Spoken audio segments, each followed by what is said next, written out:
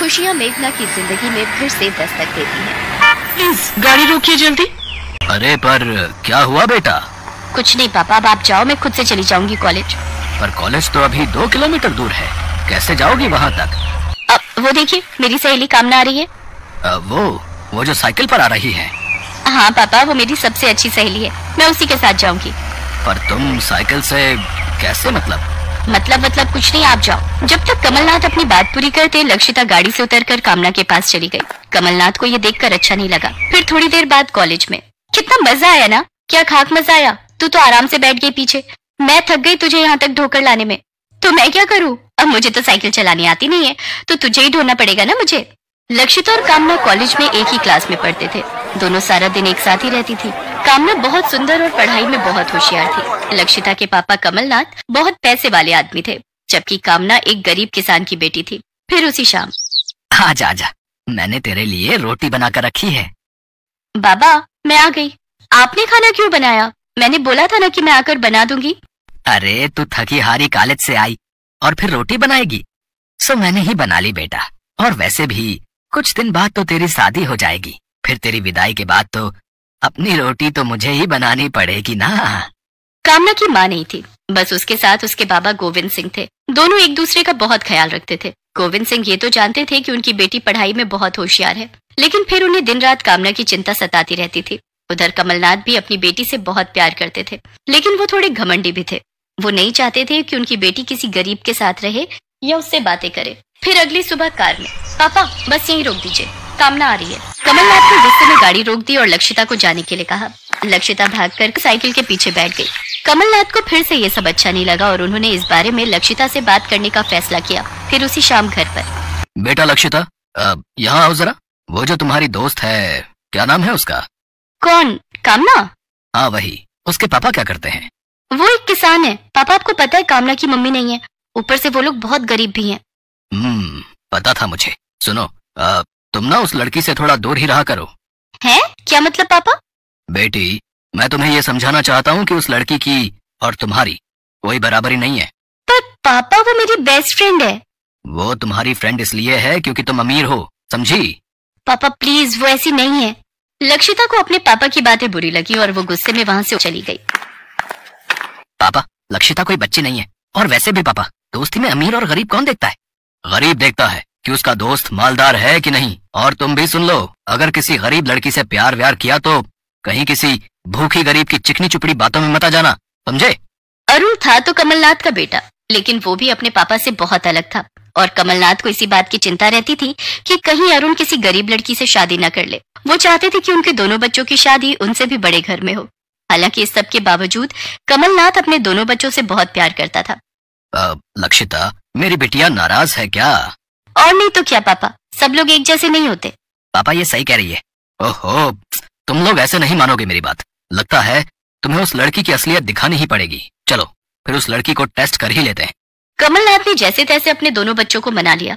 वो कामना की दोस्ती की परीक्षा लेना चाहते थे। और फिर अगले दिन, सुनना, आज तू मेरे साथ मेरे घर पर चलना। क्यों, क्या हुआ? अब कुछ काम है तुझसे, घर चलकर बताऊंगी। शाम को अरुण कार से लक्षिता और कामना दोनों को घर ले गया। लक्षिता सीधे कामना को अपने कमरे की तरफ ले गई और उससे कहा, तू अंदर बैठ, मैं बस फ्रेश होकर आई।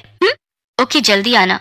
कामना जैसे ही कमरे में गई तो ये देखकर हैरान रह गई कि लक्षिता के बिस्तर पर नोटों की 2 गड्डियां पड़ी हुई थी। देखने से ही पता चल रहा था कि वो बहुत सारे पैसे हैं। कामना ने फौरन नोटों की गड्डियां हाथ में पकड़ी और वहीं बिस्तर पर बैठ गई। उधर कमलनाथ और अरुण ये सब कुछ कमरे में लगे कैमरे की मदद से देख रहे थे, जो कमलनाथ ने उसी दिन लगवाया था। देखा, मैंने कहा था ना, ये सब एक जैसे होते हैं। सिर्फ कुछ पैसों के लिए अपना ईमान बेच दिया इस लड़की ने। 1 मिनट पापा, जरा रुक तो जाइए। देखो लक्षिता कमरे में आ रही है। ओए कैसी बेवकूफ लड़की है तू, ये इतने सारे पैसे ऐसे ही बिस्तर पर छोड़ रखे हैं तूने। तेरे पापा और तेरे भाई कितनी मेहनत से दिन रात एक करके पैसे कमाते होंगे, और तू है कि तुझे बिल्कुल पैसों की कदर ही नहीं है।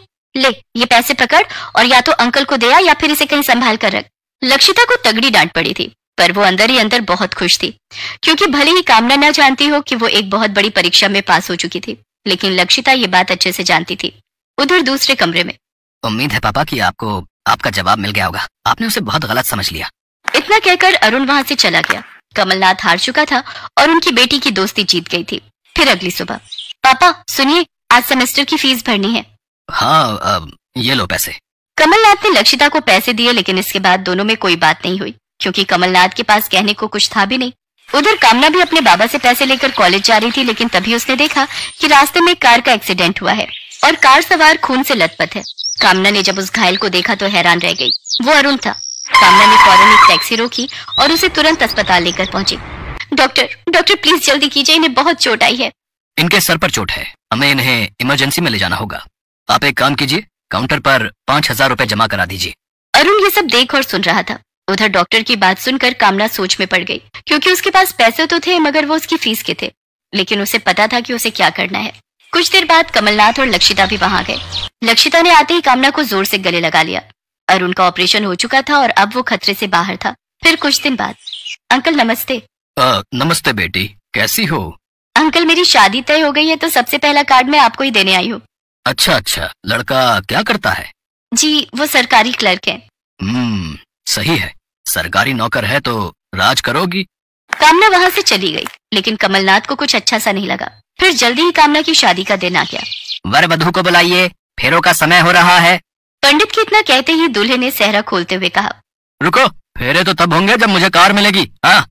अचानक राकेश के मुंह से इतनी बड़ी डिमांड सुनकर वहाँ मौजूद हर आदमी सन्न रह गया। अब पर कार की तो कोई बात नहीं हुई थी बेटा, तुम्हारे पापा ने तो शादी मुझे करनी है कि मेरे पापा को? कार आएगी तो ही फेरे होंगे और तभी लड़की विदा होकर मेरे साथ जाएगी, समझ गए? गोविंद सिंह राकेश से मिन्नत करते रहे, लेकिन राकेश कुछ सुनने को तैयार नहीं था। तभी गुस्से में उसने गोविंद सिंह को धक्का दे दिया। अबे ओए, सरकारी नौकरी का इतना घमंड, तुझे नहीं पता तो एक कार के लिए क्या ठुकरा रहा है? ओ अंकल हो, औकात में रहो, समझे हैं? लड़की की विदाई तो तभी होगी जब कार आएगी, और तुमको ज्यादा दिक्कत है तो तुम्हें ले जाओ ना इसे। तभी कमलनाथ ने किसी को फोन लगाया। हेलो शर्मा जी। हाँ मैं अच्छा हूँ, एक काम करिए, अपने शोरूम की सबसे महंगी कार लेकर आइए।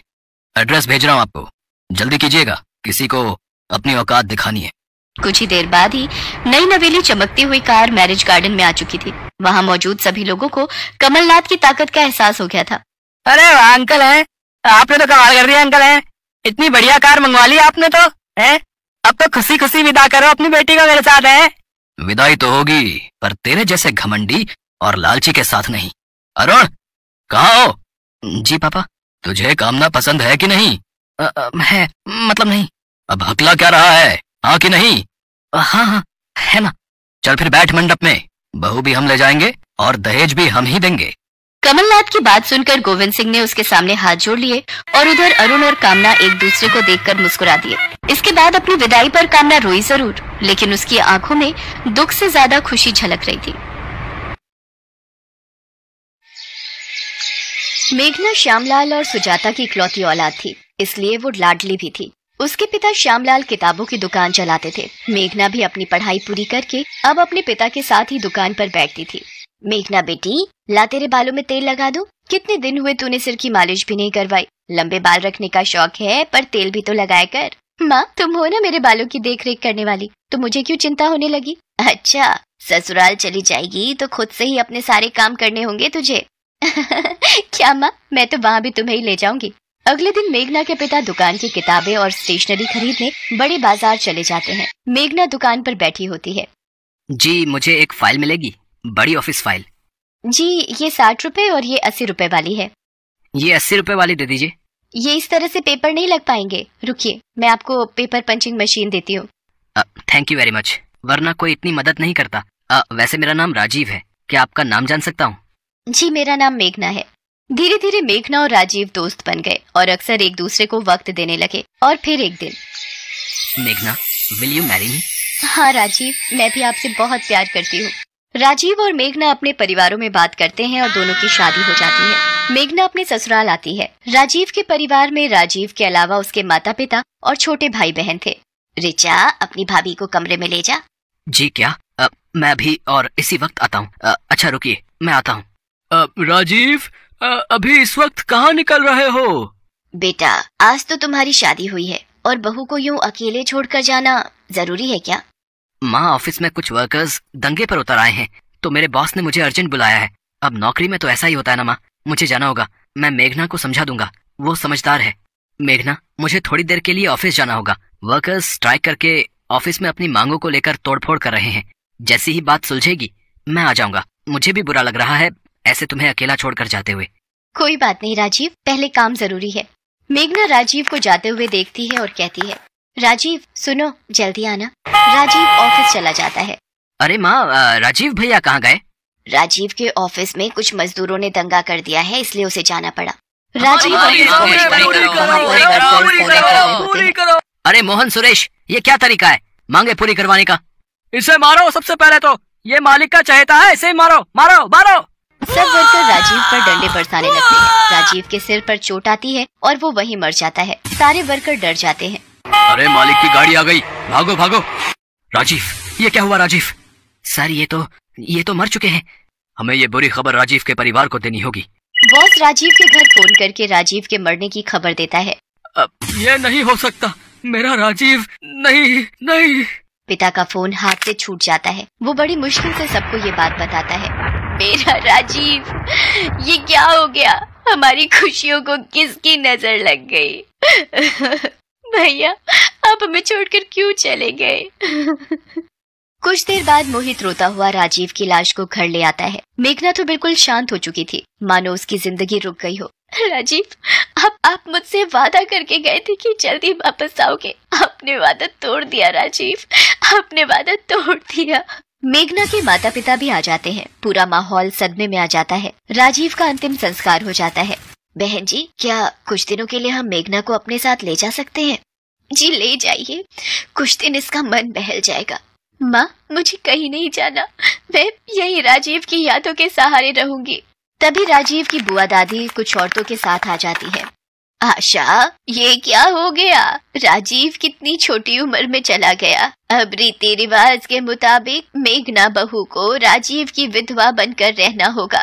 पर बुआ दादी, मुझे ये सब कुछ नहीं पता, तभी तो इन विधवाओं को लाई हूँ। ये मेघना को सब कुछ समझा देंगी। माँ, ये सब करना क्या जरूरी है? माँ, भाभी के साथ ये सब क्या हो रहा है? ये आजकल के बच्चे हमें बताएंगे रीति रिवाज। चलो, तुम लोग मेघना को सफेद साड़ी पहना लाओ, फिर इसके सिर के बाल उतरवाने हैं। माँ, ये बहुत ज्यादा हो रहा है। भैया के जाने की इतनी बड़ी सजा, इसमें इनकी क्या गलती है? आशा जी, मेरी बच्ची के बाल मत उतरवाइए, मेरी बच्ची ये सहन नहीं कर पाएगी। सब लोग चुपचाप मेघना के साथ होते अन्याय को देख रहे थे। मेघना को सफेद साड़ी पहनाकर चौकी पर बिठा दिया जाता है। नाई मेघना के बाल उतारने के लिए उस तरह निकालता है। बुआ दादी, क्या ये सब जरूरी है? अभी इसकी उम्र ही क्या है?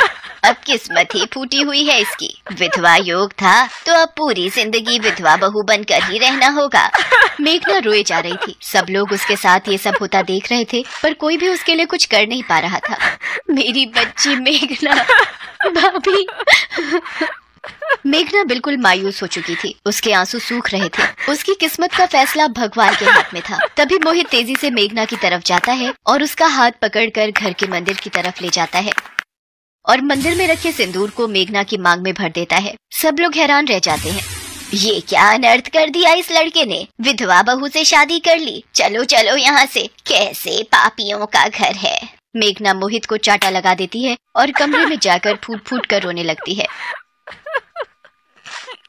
आशा, कहीं ना कहीं मोहित ने जो किया है वो ठीक ही तो है। मेघना से शादी करके मोहित ने मेघना की जिंदगी में फिर से रंग भर दिए हैं। अभी उस बेचारी ने देखा ही क्या है।